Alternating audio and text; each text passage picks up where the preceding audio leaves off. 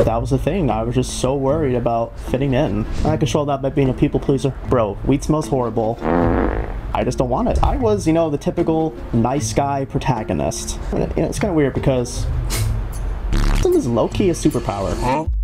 Who are you? I'm your friend from school. Yeah. What's your name? Name's Mason. Mason LaPointe. And what do you do, Mason? So I'm just a guy looking for a job. He's just a guy. Just a guy, man. Just the autistic friend from school. Yeah. Well, so I've known you since what, 7th grade? 7th grade, yeah. And we had a good mutual friend, Connor Parsons. Have you spoke to Connor recently? Like, do you know where he's at in life? Yeah. So he's got a girl. She's got a kid. He's got a kid, or No, she just had one? He met her. She's 27. She's got a kid. Okay. He's a really good stepdad. I don't talk to him as much. He kind of keeps to himself. He and Chris Mason, they still hang out every day. They do D&D on Mondays, but he's doing really good though. That's good. Yeah, I haven't talked to him in years. I send him happy birthday every year, but he doesn't respond. But so yeah, no, I feel that. Yeah, we've known each other since middle school, and like, let's break this down. Let's start from the beginning. Like, you know, who is Chris, or no, who is Mason LaPointe?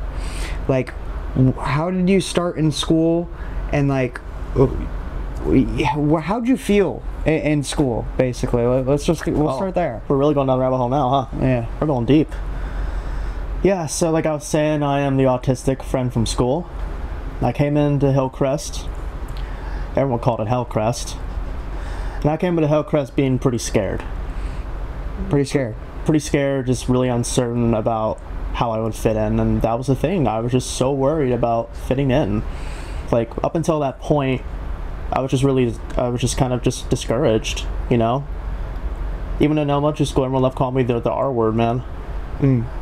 Well, I remember all the time, like, you did try to fit in, but I think everybody tries to fit in, and especially in middle school and high school, like, they want to be that popular kid, yeah. You know? I didn't want to be popular. It was just that at the time I was so ashamed of what I was.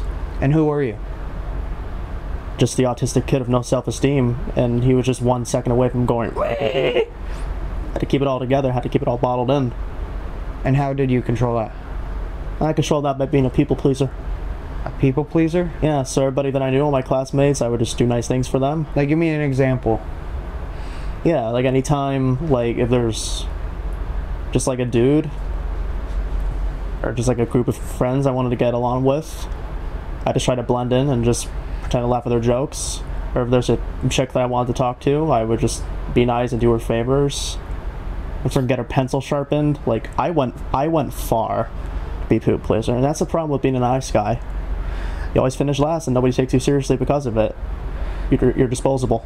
That's true. And how do you take a step back and like get away from like being a nice guy? Because I think a lot of people are in that where they, like, I think as humans we kind of want to be nice, but like there is like that over the top where you're like super nice, you know? I know. Yeah. How do you differentiate that, man? Like, step away, but you're still nice, but you're like not a nice guy.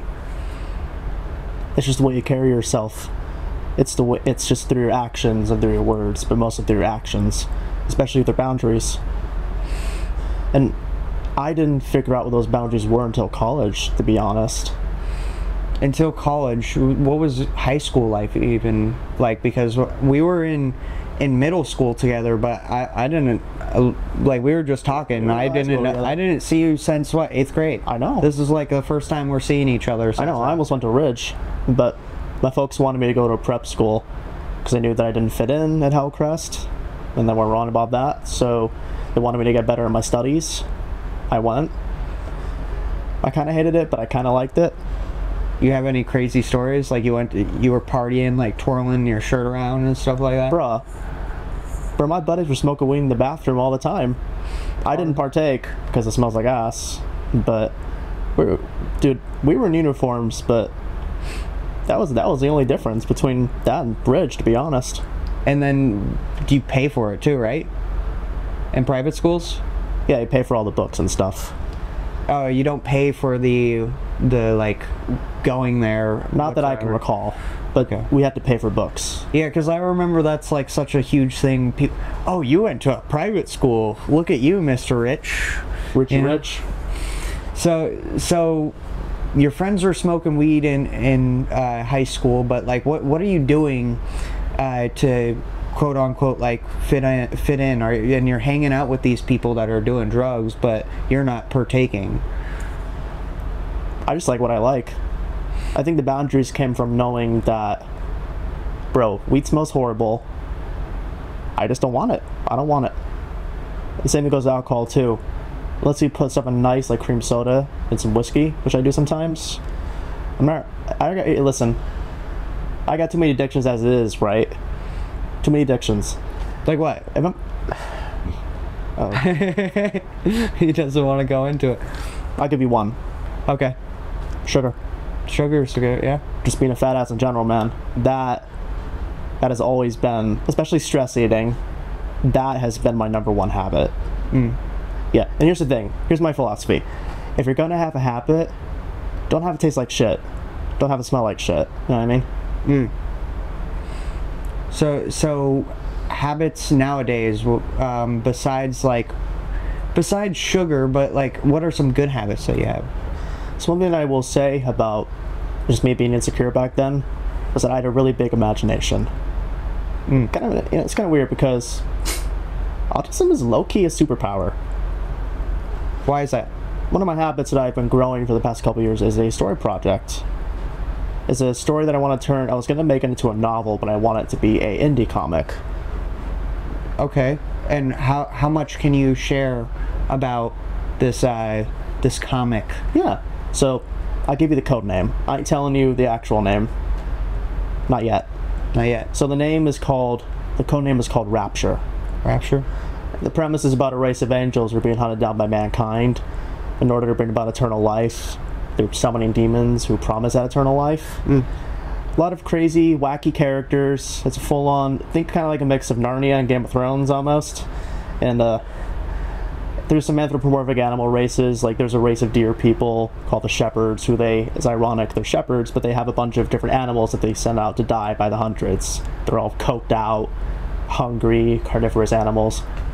You already know I'm autistic when I got freaking moth people In your my story? Yeah, they play a very big part. The moth people, listen, the moth people are key to everything. Everything, man. That's how you know. That's how you know I'm a little cuckoo. Well, no, I think in a lot of like autistic people are like known are smart. Like, Yeah, they are. wasn't correct me if I'm wrong, Beethoven, wasn't he autistic? I know he had tinnitus. I know that he couldn't really even hear too. He had to put his ear up to the floor when he was playing And piano. hear it, yeah. And then the guy in the chair, what was his name? Peep, peep, poop, poop, peep, poop. Stephen Hawking. Yeah, Stephen Hawking. Yeah, Epstein's smart friend. Yeah, There you go. Yeah? Yeah, man. He was on the island. Mr. Roboto. That's right. How deep do you go into conspiracy theories? Here's the thing. So I choose not to be in politics. Okay. I don't swing either way. It's a whole thing. But like conspiracy theories don't just have to be politics. Like it could be like aliens, bro. Ooh. Yeah. I think that I like to think there's a bunch of waifus hidden up in Area 51, man. Waifus? They got them 3D printed, they got them all 2D, and they're alive. They're just looking for their daddies, but no daddies will come to them. Just Area 51, man. well, they got you. Shit's like, what was it, Who Framed Roger Rabbit or Space Jam? But it's all waifus in 51, man. I'm telling you. 51 different flavors of waifu. It's 51 flavors of different waifu. Yeah, man, I mean, they're all thick. They're all thick. They're very enticing. I'll have to try one out. No, I'm kidding. I'll take you with me. So you think that there's waifus in Area 51? Well, like, But the Epstein stuff, like, what do you think about the Epstein? We're talking about Epstein. We're talking about Epstein. Hear me out. Okay. So why do you think people were Naruto running up to Area 51 way back when? Food for thought. That's true. 51 pieces of food for thought. 51 pieces. That's the title of your podcast. There you go. What, who framed Roger Rabbit's waifus? Yeah. Or what? 50, what did you say? 51 habits of... Or 51? Nah, it was 51 flavors of thick 51, waifus. There you go. I don't know, man. So, autism had a lot of impact on, like, you as a writer, though. So, yeah. Because you went to college, and what did you go to college for? Yeah, it's pretty easy to remember. So, the actual degree name was English with an emphasis in professional writing. Really rolls off the tongue. With an emphasis. I've never heard that before in my life. Do you recommend people go to college? It depends. So, when it comes to like practical skills like engineering, oh man, I am too much of a Neanderthal for that. Like engineering. Because I remember, like, we wanted to do that originally. Like, we wanted to go into engineering. We were doing STEM classes, Mr. Harold. Yeah. That guy was chill. I loved him. Yeah, that was awesome. But you think it was just, like, too chaotic to go into that field, and that's why you went into English? It's just because one thing I will say about my time at the prep school is that it taught me what I liked, and I really latched on to the books we read and all the essays we wrote. First, I hated it, but when you understand like the old books, the old stories, Charles Dickens. Is that like your favorite author right there? I'm not a big... He's one of my favorites. Tale of Two Cities, it slaps. It still holds up like 400 years later, man. It holds up. It slaps. What's a quote out of that? He putting you on the spot right I'm gonna do... It's the last scene. So I'm gonna try to do a British accent. Tis a far better thing that I do than I've ever done. It was the last scene before the guy gets executed, but it was like self-sacrifice. Gosh, man. Don't put that on Twitter. Don't put that on Twitter? Yeah, the movie came out 400 years ago. Don't put that on Twitter. Still spoilers. No, but like it's interesting that you got so into reading, and that's why I'm like I'm asking you questions about it, because I've never heard of the degree, and like it's a big one. So how does a person become a writer out of the emphasis on... It was emphasis on writing? Professional writing. Yeah, I'm not pretentious at all, man. So something I will say, what I meant to say also was, go to college if you know what you like to do is actually practical. Like, my buddy Spencer from college, he loved putting stuff together. He loved playing with his dad's old car, making changes to it, and he got into welding. He really got big at welding, and that's what he went into for engineering. And at the same time, though, you could always go to trade school and do the same thing. That's what I did, yeah. Yeah. I think it depends, like with my buddy Chris Mason, we were talking about him earlier with Connor, right? Mm-hmm. He went to college because he always loves aircrafts. He went into aerospace engineering. And only go to college, I think you should only go to college if you know for a fact that what you do will actually get you somewhere. Do you regret going to college? So something you should know, the only reason why I even went to college was because I got a really good scholarship from my time at the prep school. Okay. Like, I paid like half my scholarship, I paid like half my tuition fees and stuff. I got lucky. My parents helped me pay for some of it, and I'm paying off the rest right now. If I had to regret one thing about going to college, was not taking enough internships. And for somebody that's never been to college, what's an internship? Yeah, doing internships is, you go to a job fair. Oh, yeah. Over there looking for free unpaid labor, of course. I mean, hey, it's genius. It's a good strategy. A bunch of fresh-faced college kids looking to get experience, and they can do work for free. That's better than better than third world country labor right there. Forget about South America. That makes sense. Yeah. No, but they are good for you though. They help you a lot. Maybe I need to just get them lined up out the door.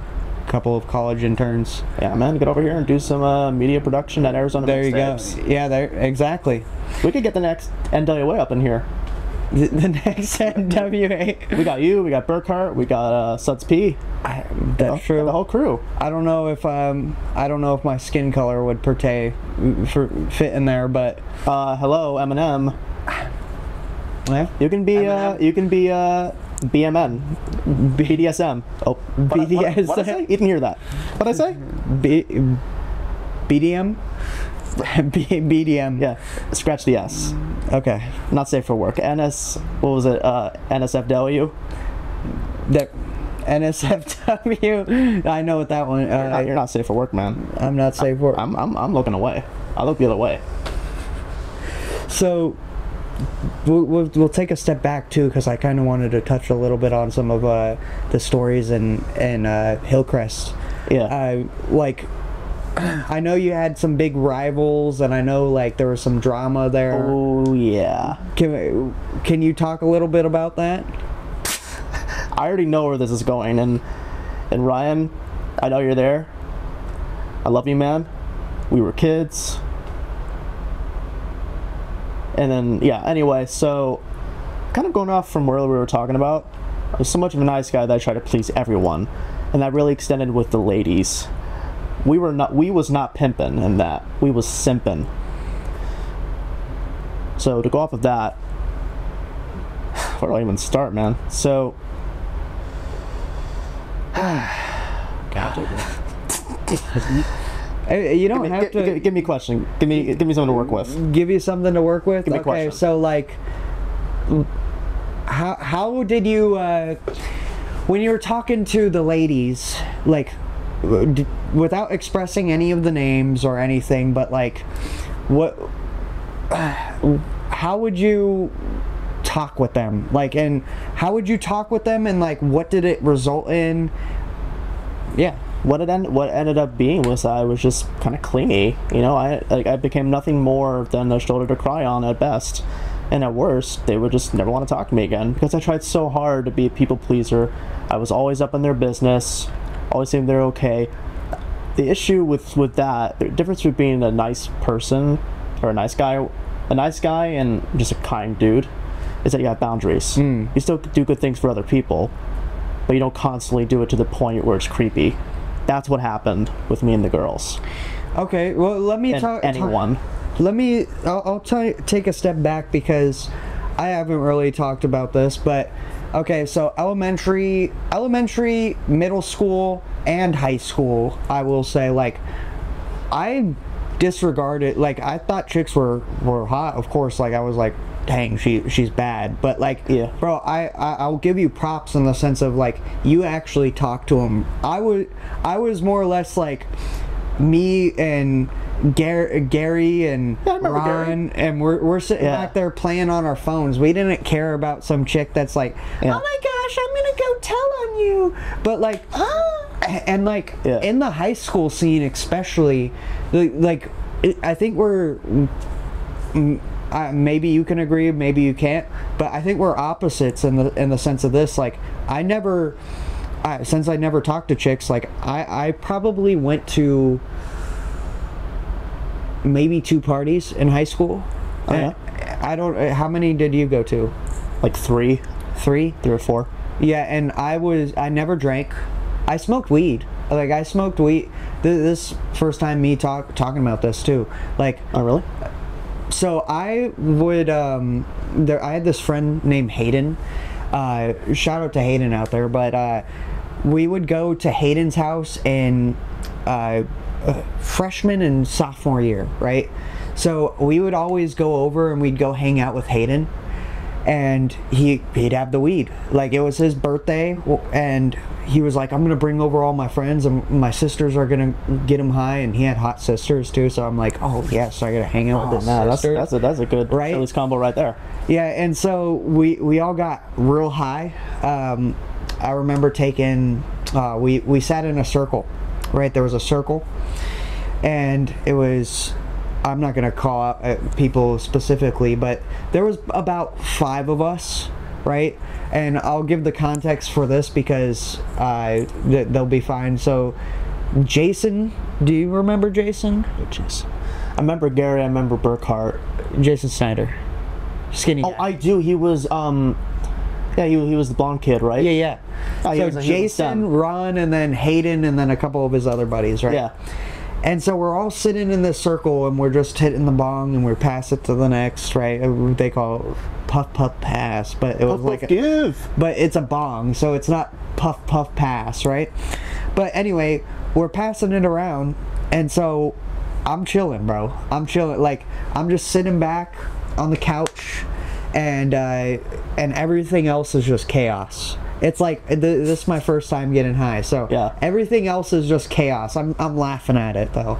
So Ron's freaking out. Ron's like, "Oh my gosh, it's in my head!" Oh! And then Jason is just running around. He's like running around, and he's like, anything he heard, like just a slight tap or a knock, he's like, the cops are here.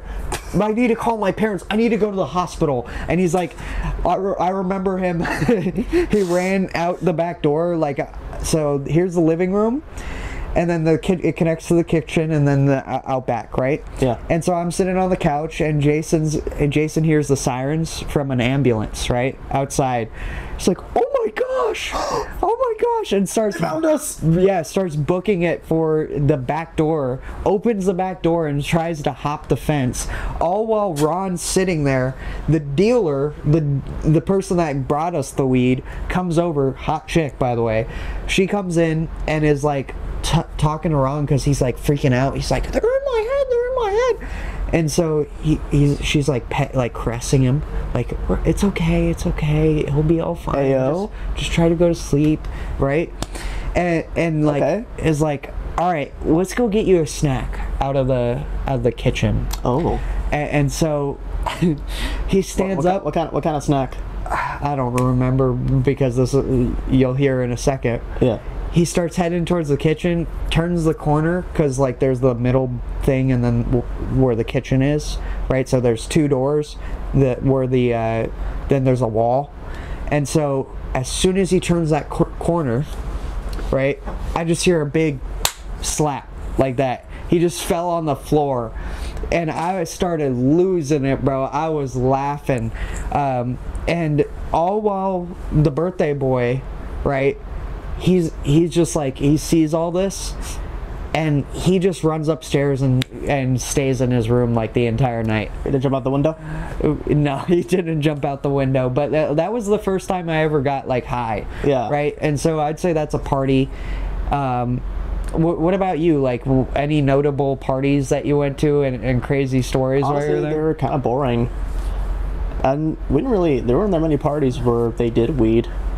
Like, you were just sitting there in the corner, they're playing music on your phone? I was kind of the guy who just, me and my two buddies, Joe Cruz and Joe Lane, we would just chill out in the corner and just fool around.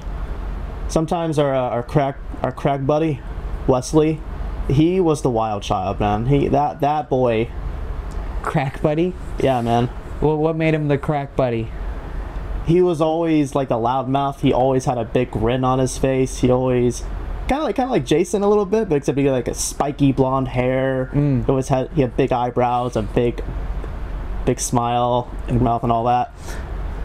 This man, he made his presence known, man. Every time he walked into, even at prep school, right? Every time he went into like one of our little seminar classes, bro would just walk in, just freaking flip that door open and say, "I have God and anime on my side." Like, every single day this fool would come in our class and just like say something random. It was like funny in a weird way. Funny in a weird way. He was an oddball. He was a crackhead, and everyone kind of knew it. He was the main perpetrator of the weed smoking. The weed smoking in the bathroom. In the bathrooms in the uniform zone. Cut that out. Listen, I'm kidding. I'm off that list, okay? I am not on the crack steam list. Nobody was doing drugs, so nobody was hurt in the making of this video. No Masons were harmed in the making of the puffing. Exactly. And like, you know, I could cook up some more stories for you, because I think like it's cool that we can kind of just catch up and I can tell you a little bit about like what's been going on. Yeah, man, it's been forever. But so throughout high school, I talked to some chicks more towards the end, but after I stopped smoking, right? So we're talking like junior year. I didn't smoke. I haven't smoked since sophomore year. Like, I haven't touched weed because I tried it by myself, right? The moment I tried it by myself, I was like, do I really enjoy this? And the answer was no. Doesn't even taste good. Yeah, and like, it's just like another expense. I was really into vaping, and I'll tell you why I stopped vaping. Yeah. So when I was vaping, you know, you vape because you're like, oh, okay, maybe these chicks will talk to me because I'm vaping. It's like, I'm cool. And you're like recording a Snapchat of you hitting the vape, sending it to the chick, and she's like, oh my gosh, I want to hit it. Yeah, oh my God, you're so edgy. Yeah, let me He's a come bad over. boy. Yeah, and then you're like, come over, suck my dick.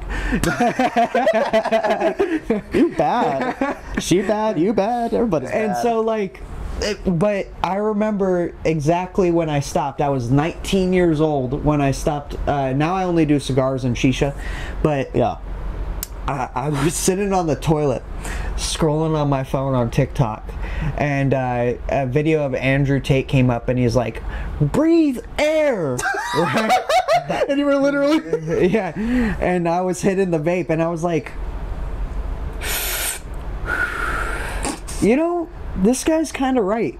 And ever since I took that last hit, I put it in, there's a drawer in my room on the left hand side. I put it in that drawer, and I haven't touched it ever since. Yeah, touch a Tate, not a vape.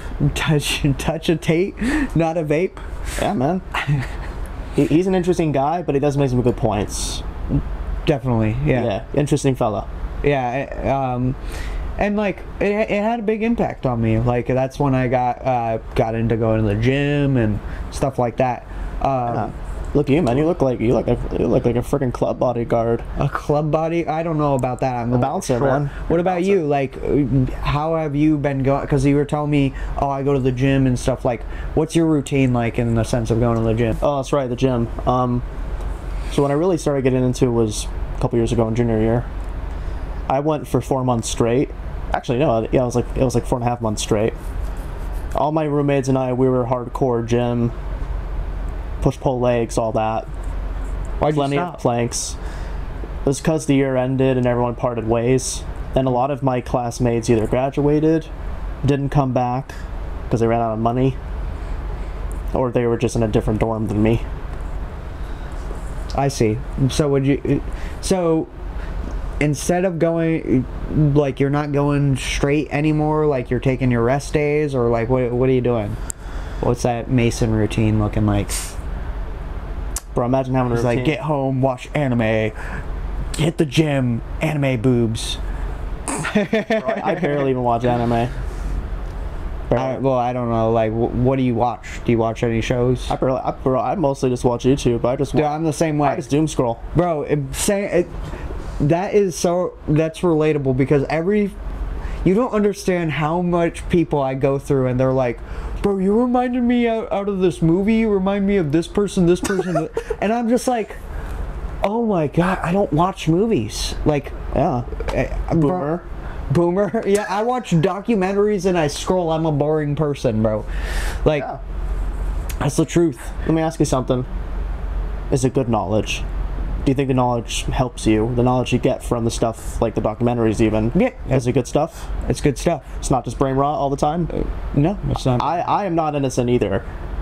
Like, our phones, man, they're like magnets.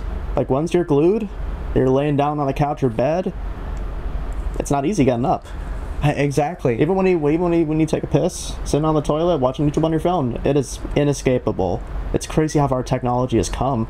Dude, and like, you're making the exact point that leads into this with my routine, because when I used to wake up and scroll for an hour on my phone, and like, now I've gotten to this point where I have to I've set a timer on my phone. Yeah. So there's a timer of like an hour, right? An hour on X, an hour on YouTube, right? And that's the time I get, but I turn off my phone and I put it in the opposite room because it's that addicting. And then when if you leave it in your room and you wake up and you scroll, it ruins your day completely. Exactly. It like drains your energy and your soul. It's ugh. First thing you wake up, you get on that phone, you lay in bed for 2 hours, and you do nothing. Nothing is accomplished. Exactly. What was it all for? What was? But I will say, and like I remember people always telling me, what's the? They would always talk about the brain rot talk and like the Skibbity toilet. Yeah, all that crap. That was a full-on story, man. Dude, I didn't even understand it until they got freaking Pokemon Skibbity toilet cards up at Target now. Really? It's crazy how much like one little brain rot vid can turn to an entire merchandise thing. Where do you think this is gonna lead people in the future? Like this brain rot, how do you think it's gonna impact kids? Gen Alpha, those poor unfortunate souls, man. TikTok, AI generated content, and how easy, and that's the other thing with AI too. AI is so good at regurgitating what is already in the cultural sphere and popular culture, right? Mm-hmm. It's gonna be so easy for people to recreate. You know how like when Coke was made in the 1800s, when there still was cocaine in it. Yeah. And pretty soon Pepsi came out with their stuff to rival Coke. Pretty soon all these AI gurus, they're gonna make the next Skibbity toilet. It's gonna be so easy, and then all these Gen Alpha kids are gonna be so caught up in the web. They're gonna have to try to be historians. Almost like gambling in a sense, like where I know how gambling, you know, I mean it is almost like gambling when you're scrolling, you know, you're like, it's like roulette. Yeah, exactly. So it's gonna get to the point where it's like that when people are putting too much money into the internet. Do you think we've kind of gotten too far from like that? What was that? There was this one movie, or that was a book at first, and I read the book. It was like where they had the goggles and like the virtual reality goggles. Talking about Ender's Game. Is that what it is? Talking about it was the space school where they fought in anti-gravity rooms, and then they would play like virtual reality games. No, it was just like all virtual reality. It was Ready Player One. Yeah, Ready Player One. So do you think we've gotten away from like becoming Ready Player One, and like we're in a different direction now, where it's like these people are never going to be in this virtual reality wearing the goggles. It's more of just like they're going to be endlessly entertained on their phones, or wearing the glasses or something. Yeah. Something I will say about entertainment is that I think it's very important to know the difference between good entertainment and just mindless content. So what I've been working on more since I am a wannabe writer, I have been starting to watch a lot more old movies. Really good one I watched a couple weeks back was called The Fugitive. Really good movie. Harrison Ford is in it, the guy who played Indiana Jones, Han Solo. Very well written, good plot. Old movies before all the woke crap ruining storytelling, and that's the thing about storytelling and entertainment. It's the same reason why brain rot is so popular. It's because that's what they want. Entertainment has become so overly capitalized to the point where people will just eat up anything. Entertainment has become less about authenticity and more like fast food. You'll eat anything. Why do you think that is though? Like that they just want to stay, because it is addicting, but why do people not realize that and are like, let me just get away from that? You know, it's just endless entertainment. It's not good anymore. It's not. It's just because in the world we live in, I don't want to turn into the Joker. Society. That was a way better impression than me. I don't know what I was doing.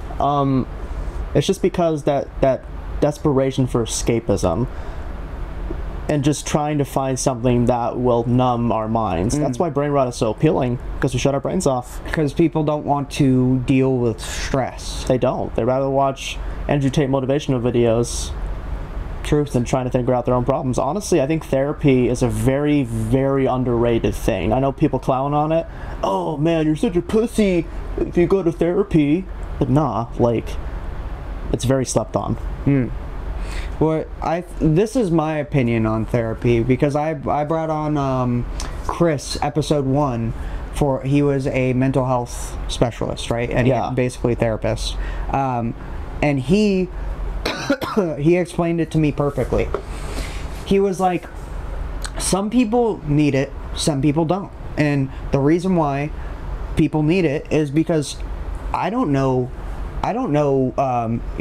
who the hell Seth or Mason is, so I'm not gonna go talk to Seth or Mason after the fact we're done with our session.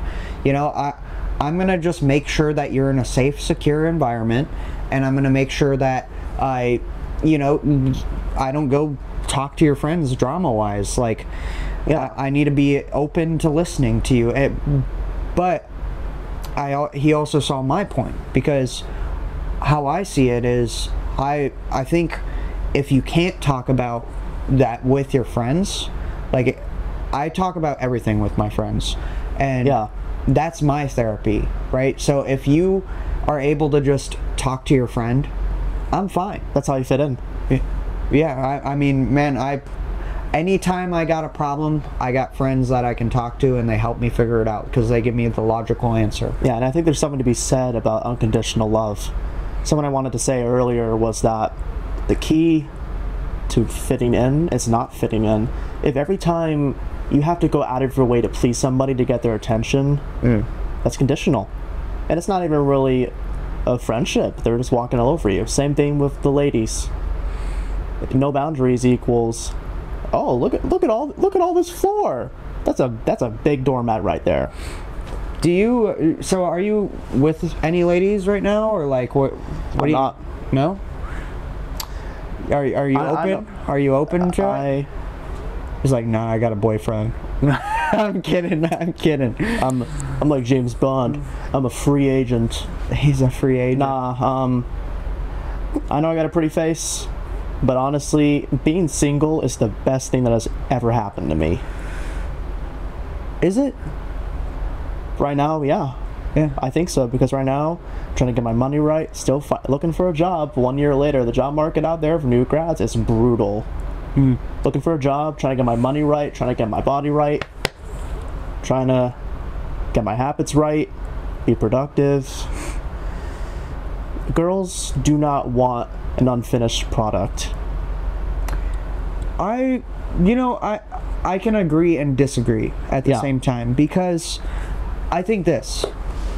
I know losers with girlfriends, but I know winners with girlfriends, you know? And so I look at it this way. If you can find a girl that's willing to build with you, you're fine. But majority of the time, most chicks are not looking for that. Like, they're just looking, oh, he's got money, he's already got the full package, now just add me in. Yeah. You know?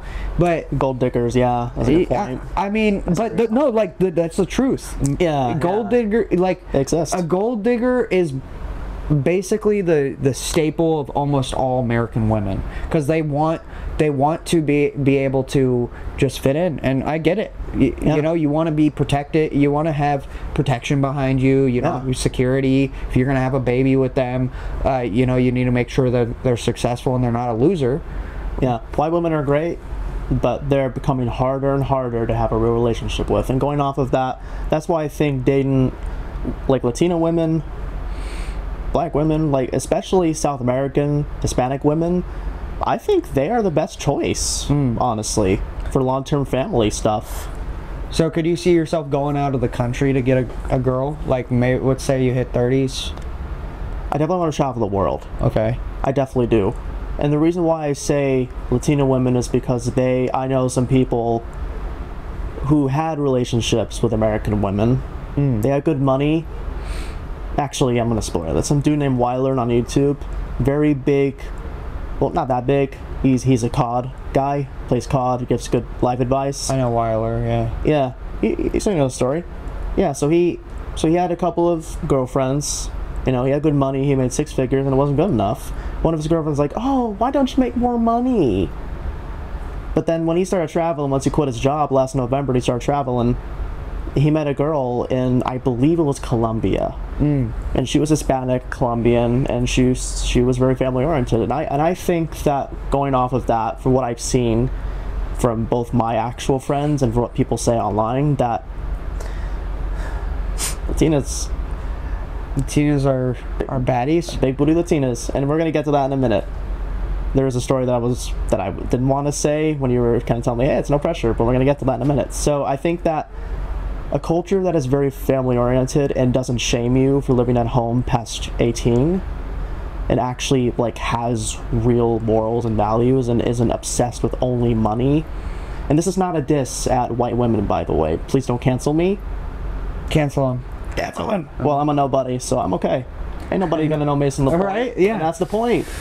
No, the points of nobody. You got to be able to be known. Like, I think that's what you, as a man, you should be striving for respect, and like you shouldn't be somebody that's just like, no, I don't want to be or I just want to be a nobody. Like, just another number. Yeah, you should want to be a somebody. Now let's talk about respect. I think the key to any good relationship, romantic or not, is based on respect. There's a reason why when people say, oh, enemies to lovers. But how do you earn respect? By having boundaries, by being true to your principles and who you are. Even when people hate you for it, you show who you really are. You don't try to simp or grovel for someone else's approval. And that was my problem growing up, is that I had no self-respect and nobody respected me. That's true. And like, I guess I could reflect this into a lot of like back into my life, because I guess that just hit me. It almost hit me like somebody slapping me with a brick, bro. Pause. But what's there to pause? It's just a brick. Is it? No, but pretty thick brick. No, but like, you know, that's where a lot of women, like, they just kind of want you to be yourselves. And yeah, and I guess like I'm going through all the times in my head where I'm just like, I was that nice guy, because I was that nice guy, right? You were both. Yeah, exactly. And I mean, did I simp and I like go up on the girl's shoulder? No, but have there been times in conversations where it's just I made it too awkward because I was too afraid to give my opinion? Yes. You just agreed with everything they said? Yeah, I just agreed with everything. All women are queens. Come here. Me too. Me too. Let me motorboat your boobs. Tell me what you're. She's like. Tell me what you really think. Something I wanted to say. Okay, fine. All right. You pulled my finger. I pulled your finger. All right. So we're gonna call this girl Bertha. Okay. Bertha. Very unrelated. May not be Latina. This is way back when, middle school, and everybody was obsessed with her. Me, Burkhart, your buddy Gary, everybody. And yeah, and she was a very sweet girl. Just to clarify, she was a very nice girl, good person. But the reason why everyone liked her so much, well, I don't want to say the only reason. I don't want to sound like an incel. Well, oh, women only care about good looks, and guys only care about good looks. I don't want to be like that. But for me, my appeal was that, because when I was little, I loved. Okay, fine. When I was little, I liked anime. I liked that stuff, right? And she was basically a goth Latina waifu. I'm like, bro, that's the best thing ever. It's like a freaking triple dip of red chilies. You got 3 of everything. Yeah, exactly. Yeah, and get my nuts right in that.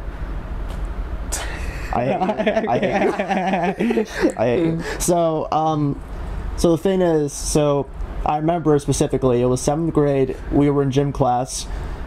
Her name was the teacher's name was Miss Mokoku. Very nice lady, very Nigerian. Oh, and you know what's funny? While you're thinking about that, she's really cool. There was a PE teacher the following year, and her last name, Miss Cunt. K-U-N. I thought it was Kuntz. It was Kuntz. No, it was Cunt. I thought it was that, but there was a Z at the end. It was like supposed to be Swiss, right? Maybe I'm wrong. I thought it was just K-U-N-T. How's the personality? Was she rude? Was she Yeah. She was like, I married my high school boyfriend, and you guys are gonna do your push-ups. 1, 2, 3. Yeah. Oh, impress me. So, I'm not gonna harp on it forever, but so the story I'm about to tell, it extends past middle school with what was her fake name? Bertha. Yeah, Bertha. Yeah. So everybody liked her. It was me, her. I think Gary was there too. I don't know if Burkhart was. He came later in that whole drama feud. Jesus, man, this became like a full-on YouTube level drama thing. So I was the first one to meet Bertha. We were sitting next to each other. We started talking. I got her attention. I was being nice to her, and you know, I made her laugh once or twice. It was fine. And then we started hanging out in gym class. I was, you know, the typical nice guy protagonist.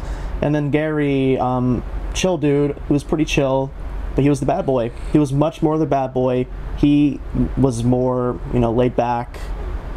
He was kind of a dick to me at the time, but that was just because I was insufferably nice to everyone, and you could see right through it. So in a way, I'm glad that I met him, that I had that rivalry with him. And it wasn't really even that much of a rivalry, per se, but he ended up getting up with Lily. And I'm like, good for you, man. I mean, you had boundaries. I was jealous of him when I was little. Well, of course, we were kids. But looking back with the guys that competed, You were put on a villain arc. I wouldn't say villain, just more of a recluse. Someone who had to learn over the years. The reason why girls like Bertha didn't truly respect me, they liked me well enough, you know. I was like. By the way, you already spoiled the name earlier. I picked up on it, but you can just say the name now at this point. Fine. Just don't say the last name. Yeah, of course. Nah, Lily. Everyone liked her, right? And I liked her. I was a simp. I was a shoulder to cry on every time she had a bad breakup. But here's the thing. She never wanted to date me because she didn't respect me. And I don't blame her. Because I didn't have any boundaries. I didn't respect myself, so how could she respect me? And that was the biggest lesson that I learned, especially towards the end of high school and early college, where we were still talking. No, and you know, it's a fair point, because I think everybody's like first love, I guess, has a huge impact on them. Like, I can give my story if you don't mind. So I was, oh man, this was after I was done smoking weed.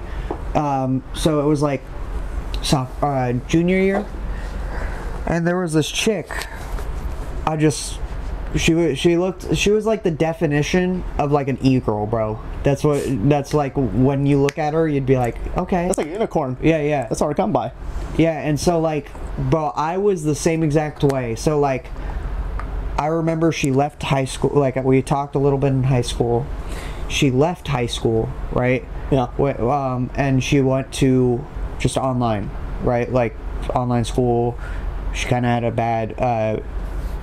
bad upbringing, but her dad was really nice. Like, her dad took care of her and took care of the mom, because the mom had some problems, blah blah blah. And so I would just like, I would text her. I remember the first time I saw her, or the first time she posted after she left school, I swiped up and I was like, you're cute, right? W Riz. And so I short and sweet. I came at after that, she was like, thank you. And we started playing games. Like, I remember I carried her through some story games, and we got onto Call of Duty World War II. That's when this, So I carried her through an Easter egg on Call of Duty World War II. We're talking constantly, back and forth. You know, typical love story out of a high schooler or a middle schooler first love story. And I remember sitting there. She didn't respond to me the entire day, and it was like I was going to bed, and I sent her a text, like one more text on Instagram instead of Snapchat, and then bam, I got a picture of her tits. Boom. And I was just like, that escalated quickly. That escalated quickly. I was like, what? And after I got that picture, I literally She blocked me on everything, removed me on Xbox, she removed me on Snapchat, removed me on all the platforms, right? And why? I was just like, she blue balled me, right? Totally. And so after that, I remember just like crying because I was like, dude, who am I? I don't have a girl at this point, you know. Oh, I'm going to school, but like, how am I supposed to reproduce? And I'm crying and like all this stuff. Next day, next day comes around, and I get an ad from a random dude, and this dude was like, "Hey, I'm her online boyfriend, right? You can have her." That's what. Yeah, and I was like, "Dang." And she never talked to me again. That's fucked up, man. She never talked to me again. Jesus. And like I was just like, after that, bro, I didn't participate in much activities, I guess I could say. Sometimes when you think about diamond in the rough, they were fake diamond that they found at a freaking Dollar Tree that only cost like $2. Yeah, just a hoe. So kind of going off of that, things are not what they seem. I dated, well, it wasn't really like a full-on relationship. Yeah, there was hugging and holding hands, but we never kissed. We were more traditional. Like, this is like pilgrim level of traditional. She was a girl that I met at church. She was kind of my second love because, so I guess, I mean, technically Lily kind of was my first love, sort of, kind of. I mean, you remember it in detail, so I would say you do. She was the first girl that ever kissed me. Right. So that stuck with me, obviously. But Maddie, I'm not gonna say her last name for her own protection. We met at church. She knows that I was alone, and we just started to get to know each other. We became friends. We hung out all the time, and then eventually it became something bigger. Made her laugh all the time. I mean, I know I'm a riot, but I'm not that funny. She laughed at my jokes anyway because she liked me. There you go. We went to homecoming together.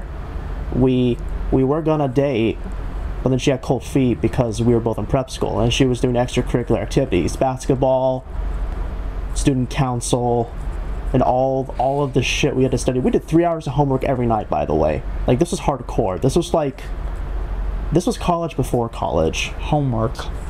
Yeah. No, I say it's unpaid labor. It's bullshit, man. Homework is bullshit. It's unpaid labor. It's unpaid labor. Like, bro, we go there 8 hours a day. It's a 9 to 5. We gotta pay to go to school and do work that we're not getting paid for. So anyway, so we were both Christians. She was from a good family, so was I. She was a way better Christian than I am. She didn't have a mouth like I do. And we dated, we were on and off, and then we started dating again. It was summer of 21.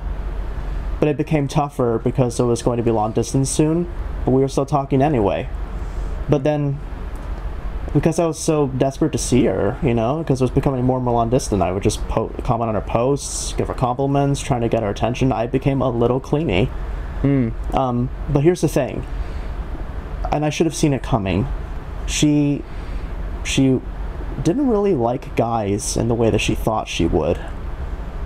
I see. She dresses, she's more of a tomboy, you know. And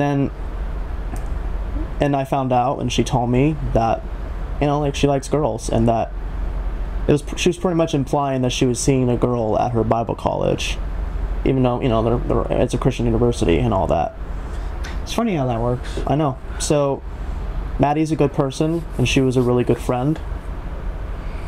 I know that she's in Iowa. She's going to be a teacher. She graduated. Dang! Don't expose where she's working and everything. No.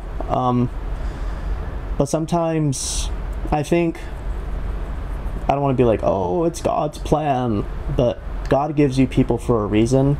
Even if it doesn't go the way you think, those people teach you things about yourself. The reason why I think she broke up with me, beyond the long distance stuff and what she found out she liked, was that I was not in good shape. I didn't take care of myself. I didn't respect myself physically or mentally. I was not ready to be in a relationship like that anyway. So this is a good point. So, like, God had an impact on you in that sense, but how has God impacted you, like, and not just in the sense of, like, you explained in the sense of girls, but like, how has he impacted you in the sense of your life, you know, autism, people really have like a deep connection with God, and I think you're one of those people that definitely do. So I'm not a good Christian. I don't read my Bible nearly as much as I should. Yeah, I go to church with my parents and I pray to God every day, right? I have a relationship with him, but I'm not like a formal Christian. And that's not to say that, oh, you have to be all pompous and high and mighty and have a clean mouth. Some of the best Christians I know in my life have foul mouths, like my aunt. I love her to death, but I got that foul mouth from her. So sometimes and that was the other thing that Maddie told me. She thought that wasn't Christian enough for her, even though she was kind of bending the rules herself. You know what I mean? Mm-hmm. Switching teams. No judgment. Scissor on scissor action. Jesus Christ. Okay, she does what she wants. The point being... that was pretty funny. Okay, fine, it was. Oh yeah, so I think that, and here's the thing, I used to blame God for everything. Why did you make me like this? Why did you make my classmates have Down syndrome? Like, why? Why would you let this all happen? And then I didn't realize until much later, until my junior year of college with my roommate, who was a pastor's son, Caleb. Great dude. He taught me a lot about myself and about God. But Caleb told me it's because we have free will. Mm-hmm. We did this to ourselves. Adam and Eve, man, they ruined everything. Freaking woman ruined everything. No, well, you see, like... And Adam. I've always taken it from the position of, like... I've always thought, like, it's my duty to not blame somebody else for my actions, right? I always try to blame myself first, right? Exactly. Because I think that gives you control of the entire situation. Like, so if I freaking walk outside without an umbrella and it starts raining, and then I can't control the weather, but it's my fault.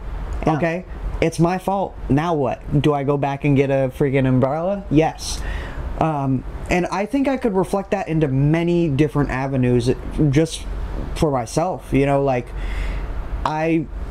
when I was in school, you know, I was in the special classes, so, but I never at one... Gang. We were in the same classes. Exactly.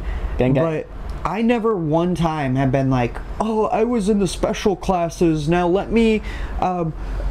that's why I don't spell good, or that's why I don't do this good. And no, I've always been like, I don't spell good because I just don't practice enough. Like, my dad would literally, well, how he would train me to learn stuff is I would stand in front of him, right?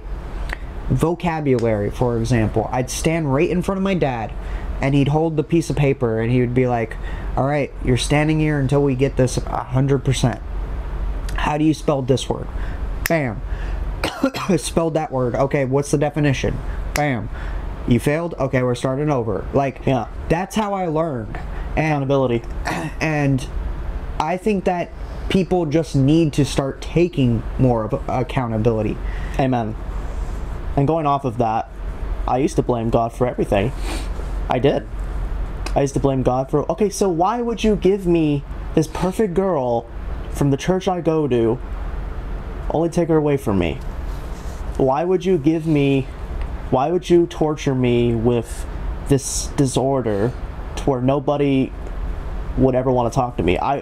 My issue with why I refused to take care of myself was because I played the victim, and that was the precursor to why I always played nice with other people. I always was the nice guy because I thought that was my only option because of what I was dealt with. But here's the thing. Autism, it's not a half-bad fucking superpower. It's not. When you know how to use it, it's not. Just like sometimes some of the best blessings we are given look ugly, like an ugly duckling. Boom.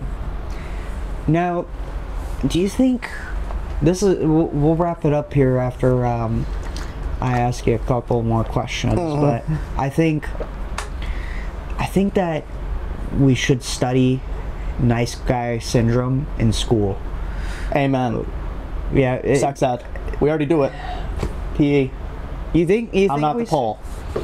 You're out the pole? No, how not to pull ladies. Nice guy syndrome. Okay. We already talked about herpes. We already talked about gonorrhea. Yeah, okay, throw it in the health class. There we go. Yeah, we learned about that in 7th grade. We learned about herpes, gonorrhea, and drugs and unprotected. I never showed up to any of those classes, I don't think. That was some good entertainment. I just had to figure it out on my own. Like, you're just like, you're touching, oh, what's that? Why don't you have a, why don't you have the same thing I have? Why is it so soft and squishy up here? What is this?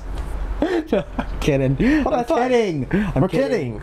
I'm kidding. Very inappropriate. Not so, Mason, you're a upcoming author. Where can the people find you? If you had to leave the people with one message to, what would that message be to your future self?